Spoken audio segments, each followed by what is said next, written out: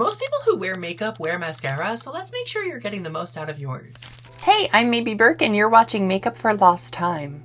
This is my series for trans women and other people who feel like they missed a few classes when it came to learning about makeup. There are so many different mascaras out on the market, different formulas, different claims, different colors even. I'm gonna show you two different mascaras that I have. One's drugstore, one's a little prestige. The first one is just a volumizing mascara. The second one is a tubing mascara, and we'll talk about what that means later. Starting out with the Loreal Panorama mascara. So there's a lot of ways that you can apply your mascara, and if you watch enough of my videos, you'll probably see that I use a range of techniques. The first thing I'm going to do is come in with the applicator right at the root, and I'm gonna wiggle the applicator up the lashes to deposit as much mascara as possible. And then I'm gonna start with what you might typically think of as the mascara, just pulling the wand from the root to the tip.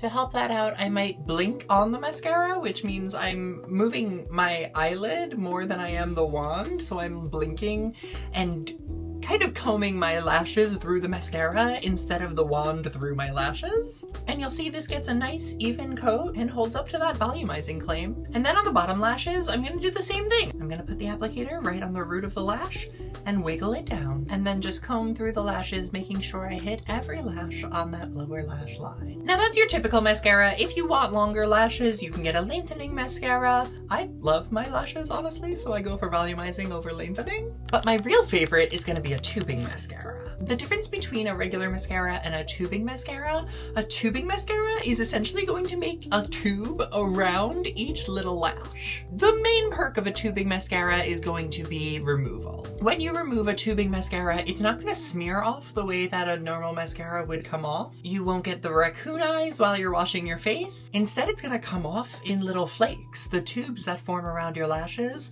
are gonna peel off essentially. So when I apply my tubing mascara, I'm gonna do a little bit different of a technique. Now I'm still gonna start at the root and give it a little wiggle, but I'm not gonna wiggle it all the way up the lash. I'm just gonna pull straight up from there. Because with a tubing mascara, if you wiggle all the way up, it can really clump your lashes together and the tubes will form around multiple lashes. So to really make sure those lashes are separated, you're gonna wanna pull just straight up. And then if you're a mess like me and you get mascara on your eyelid, you can always hold a business card or a cotton square or something behind your lashes as you're putting the mascara on. Or you can wait for your mistake to dry down and go in with a dry spoolie and just rake the dried mascara off. Good as new. So if you've been struggling with your mascara application, try these techniques and let me know how it goes. And stick around as we make up for lost time.